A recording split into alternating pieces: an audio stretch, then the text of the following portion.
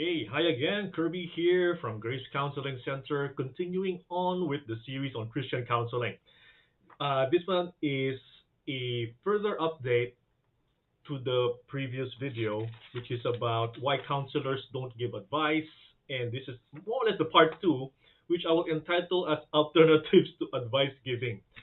The reason for this is not to this video is not for counselors to see. Counselors know this already. So the reason why I'm bringing this up are for the people's questions regarding if you guys don't give advice and you counselors, you guys do not solve problems, then what are we doing here, man? So what is counseling for in the first place? So we've been discussing the goals and the motives of counseling, the direction of counseling for the past videos. Almost all the videos, I will remind myself as well what counseling is. It's to facilitate long term changes on the person. So I think this is a good definition or conceptualization of what counseling is. Whether it's secular counseling, whether it's psychotherapy, the clinical form of counseling, or psychospiritual Christian counseling. The goal for this one that we have for our clients is the long-term change. So it's not much different from the teaching slash training perspective. Hence the view of teaching people to catch fishes instead of giving them a fish. So it's a learning experience, and hence it's a process. So it's a learning experience. That's why it takes some time. So I do hope that counseling can help people as early as possible. Session one, session two, wham, bam, we release the client to their happy lives. I wish it works that way, but see it in the model or through the lenses of education. So again, why will one level of education take a year? Like primary one is 1 year, primary two is 1 year. So most of the modules we teach right now in university, we either take it up as 3 hours a week modules, right? So for each subject that you have, I teach general psychology stuff, and we usually meet for 3 to 4 hours in a week. My question there is why not just cram all the lessons in one weekend, like what some schools do, because it's not too effective. So each lesson should be practiced. Each lesson that we hear, each session in the counseling field, in the counseling process, should be reflected on, should be practiced, should be consolidated, absorbed, assimilated by the client, and they come back for the next session. So it's a process of sowing and reaping. It's a learning process, and it will take time. Again, I always support this with the biological perspective. It takes time for the brain to rewire itself. You cannot just go for a 1 day retreat as a depressed person and come out all jumpy and happy without the use of substances. so so again, it's a learning experience. I've spent most of my childhood. Just an example. I've spent most of my childhood being groomed to be a perfectionist, for example. Don't tell me after 1 day or 2 days of a pep talk, I become more laid back. I become more relaxed. I become more accepting of myself, regardless of my performance. That's counter neuroscience because the brain connections need time to change. That's counter educational theories because you need at least a week to consolidate your new information and your new learnings. So same goes for counseling. So there is a process. So there's a process for clinical cases like depression. You cannot let go of depression for in a day's time in one session. You cannot let go grief, especially for grief. Grief is a process. I would say for people out there who lost someone they love, it will take at least 6 months. Yeah, I lost my mom some few years back, and it's still there. I'm still working on it healthily. So all right. So again, that's the next example as example there. So what do you guys do if not just give an advice? So what's giving an advice? Giving people fish, right? You're hungry, buy a burger. So instead of saying how do you obtain food, so there's a Socratic feel about this when it comes to counseling.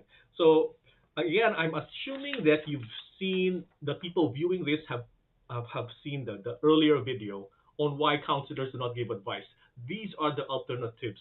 So I have a list here. So we have four, just to control my time, we have four alternatives to advice giving, which you will meet with your counselors, right? So the first one, I will run it down here. First, master list. Number one is self disclosure. Counselors sharing about their own experience. This is not advice giving. I'm just sharing my own experience. Number two, psychoeducation. Number three, exploration of logical consequences. And the fourth one is the most direct. That's why it's called giving directives. So let's take it up one by one. So you will not see an advice from a mature and trained counselor for the reasons given from the previous video. So what's an advice? You tell the counselor, I'm not happy with the marriage. No counselor will tell you directly and immediately file for a divorce, right? Or they would say, uh, your children, you cannot manage your children, spank them or whack them. That's an advice. Okay, so what if you cannot do this? What will counselors do? So although we have our own solutions in mind, we cannot guarantee that our solutions, my solution, will work for you. So for me, this is what I did with my relationships before. It worked for me. It doesn't mean that it will work for you. So number one, self-disclosure. Some counselors will take this risk. I noticed that in Singapore, it's a bit toned down because we're more bordered up with our personal boundaries. But self disclosure is a powerful, powerful tool given by counselors where they share their side of their human side. Like a while ago, I just slipped when I said about my mom. No offense to my mom. No, I love my mom. But yeah, so I'm still grieving the loss of my mom, which I have realized it was 5 years ago. This one will give me a glimpse of the process of grief, man. It's a long, long, long process, and although it may be painful for the client who's grieving, we want to finish it as soon as possible. It is a learning process. I have to learn how to be, not to be dramatic, but I have to learn to be motherless. For example, at my age, man, I consider myself young to be motherless, but it, we cannot expect this feeling or this trial to go over in a week's time. It is a long process. So what the counselor can do, hey, self-disclosure, I also had experience. I also grieved for someone in the past, right? So it doesn't necessarily have to be the mother. Could be something as important, or yeah, or somewhere around the ballpark of losing someone very, very important, and they can share. It took me 2 years.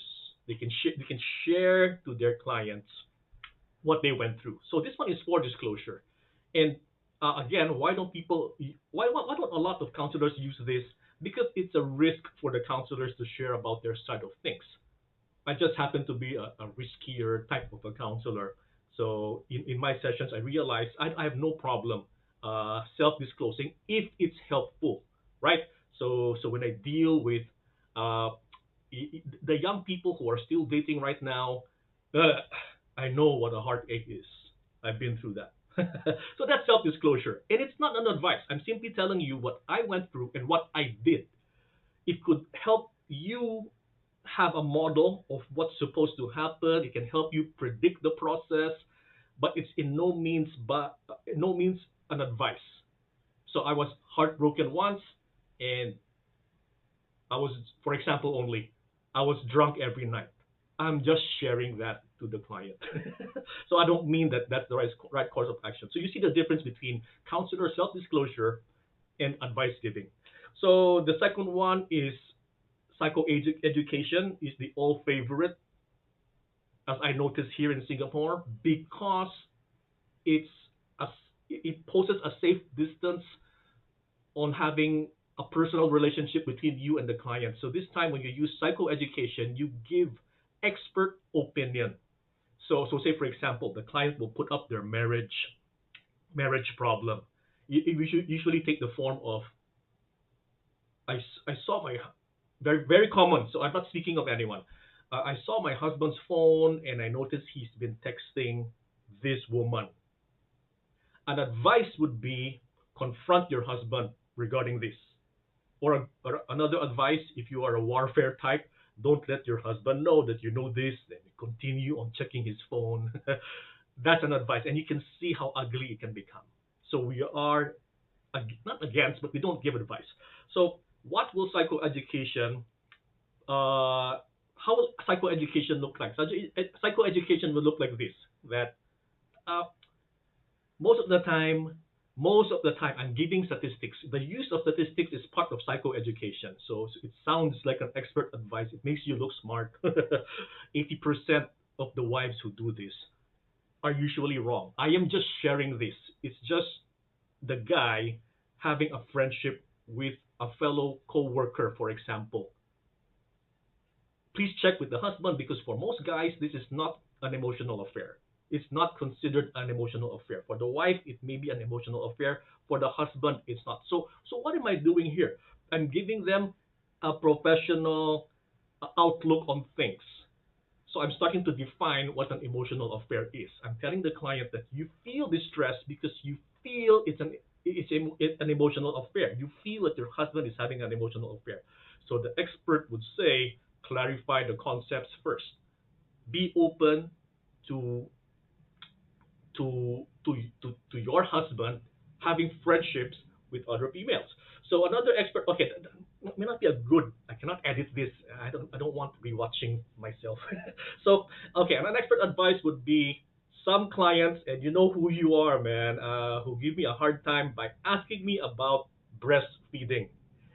First, what is latching? Is breastfeeding good?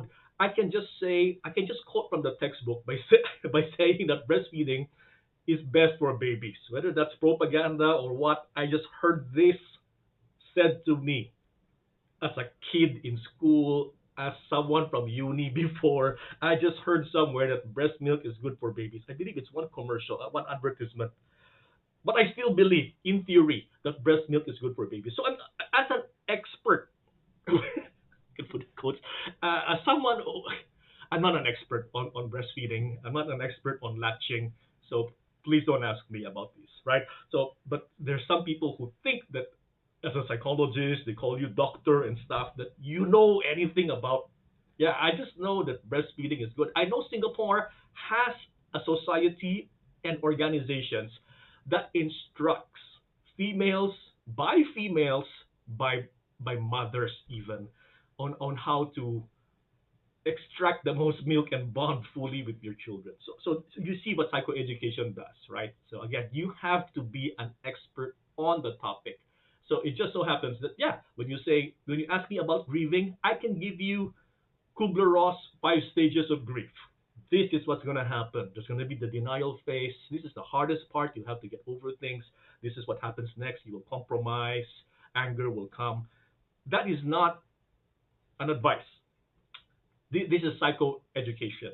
So again, right? So some parents would say, how do you discipline your kids? Now, I have two choices for now. I can use self-disclosure and share to the parents what I did for my kid or to my kid. Or I can go for psychoeducation, use the textbook, use AI. Where's my AI? But anyway, yep. So again, it's not an advice. It's expert knowledge, so to speak. So we call it psychoeducation. 3 steps on how to discipline your kids. 5 steps on how to create attunement with your kid. I can share this as an expert on this one, or I can share this as part of someone who went through this. That's called self-disclosure. Third, third one, besides giving an advice, the third option for a counselor here would be, this is the most counseling thing to do, is to explore logical consequences. For those among you who are aware, I'm quoting IV and IV, micro skills of counseling. It's the most counselory thing that a counselor can do is to, so say for example, the client posts up a question, uh, should I should I postpone my marriage to work overseas? And we have such questions. Should I postpone marriage to go overseas? For example, logical consequences is, what are the consequences if you exploring? So we will ask the client, we will throw back the question to the client, what can happen If you choose to get married, what will happen to your career? Da, da, da, da, da, da, da, da. Yeah, take a whole session to discuss this. The other alternative would be, should you go overseas, what would be the consequences? My fiance will go with me. My fiance will give me a timeline back here in Singapore. So exploring of logical consequences. Should I quit my work or not? I've been in my workplace for 3 months and it will not look good on my resume if I leave. But I do not like my colleagues. My boss doesn't like me. What do I do? Sadly, again, we don't give advice, we don't give a solution. I wish I have the right answer, but my answer poses no guarantee. If counselors can give you a guaranteed answer, a guaranteed correct answer, we will give an advice. But counseling is a social science, there's no guarantee. I cannot say leave your job or stick to your current position and wait for 1 year until it looks good for your CV. It doesn't work that way. So, logical consequences. What can happen if you leave your job now? What can happen if you stick with your job? Then the final decision. And this is where advice giving and all these methods differ. The final decision is left for the client. This is called empowerment. Call it counselors running away from responsibility, but it's not our responsibility to bear. So we leave the client to decide whether to file a divorce or not, whether to leave a job or not, whether to uh, whether to end a friendship or not. It's the client's decision. So we're just here to help. We have self-disclosure. It happened to me before. This is what I did. Psychoeducation. This is what most people will do. Logical consequences. What if like this? What if like that? But in the end, it's your decision. No apologies there. It's your life. Yeah, it's your life. You're bound to take responsibility for it. The last one is okay. The most direct that I mentioned a while ago is to come up with directives. Now, what is a directive? A directive is a direct. It's an instruction, not an advice. It's an instruction given to the client, a mini instruction that doesn't serve as a solution to the problem. So say for example, I've actually yeah, I've told some kids, I deal with some kids, 14 years old, 15 years old, and sometimes I would just tell them, once you get home, you give your mom a kiss. Yeah, this is my philosophy. I believe grace begets grace, and if you've seen our marriage videos, you would have heard me say to the wife, a magic word that you can tell your husband is thank you for working. I know it sounds like an advice, but in counseling, it's an instruction, it's a directive. An advice is something you do this, if you don't do this, it's your fault. A directive is something, okay, it's something more forceful, right? We're giving something clients to do, like wake up 6 a.m. in the morning. But that's to show them something. It's to demonstrate that they can do it. It's not actually this waking up at 6 a.m. in the morning is not the solution to the problem, but it will help them see that number one, they can wake up early in the morning. Number two, hey, what a good day. What a good time to start the day, 6 a.m. instead of 10 a.m. and you're still sluggish. So I'd rather you have no sleep than wake up at 6 a.m. We'll talk more about this in motivational theories. But that's a directive. And I made it as last because a lot of us counselors have to rely on our expertise on this one. So I do not give directives for everything because I am not an expert on a lot of things. But if you ask me about, oh, say for example, if you ask me about gaming addiction, it's partly self-disclosure. I do play games, and it's partly directives that I'll ask the clients to set timings, right? In pornography addiction, there are some directives. Some counselors I know will ask the clients to upload an app. So there is. I agree. There's a thin line between advice giving and directives. So especially for the behaviorist or the CBT counselors, they will give you homeworks. Homeworks are merely directives. They're not the advice given that will directly solve the problem. or they're not the advice given that will make a decision for you. So I'm staying away from two things as a counselor is to stay away from making decisions for the client and solving the problem for the client. So again, if we have a guaranteed solution, we will. But that rarely happens in the realm of psychology and in counseling. So, so I hope this one helps. You'll find the four lists here of alternatives to advice giving, and this is what we do in counseling. So what are the effects on this one? The effects on this one is not it's not just that there'll be a better connection and empathy between the counselor and client. The end result for this one, think about the word empowerment. The end result is empowerment because the clients will eventually process their own solutions. The clients will process their own feelings, what they truly want, and they'll start realizing that, hey, I have the answer all along. It was inside me. I was just afraid. So this is called empowerment from someone who doesn't want to act, from someone who's lost, who's running away from responsibility, and you take charge of you end up taking charge of your life. I would say if this happens, then the counselor has done the good job in counseling, has done its mandate of empowering someone for the long-term healthy change. So so again, if you have questions, do drop us an email. It's Counseling Center. God bless everyone. Bye bye.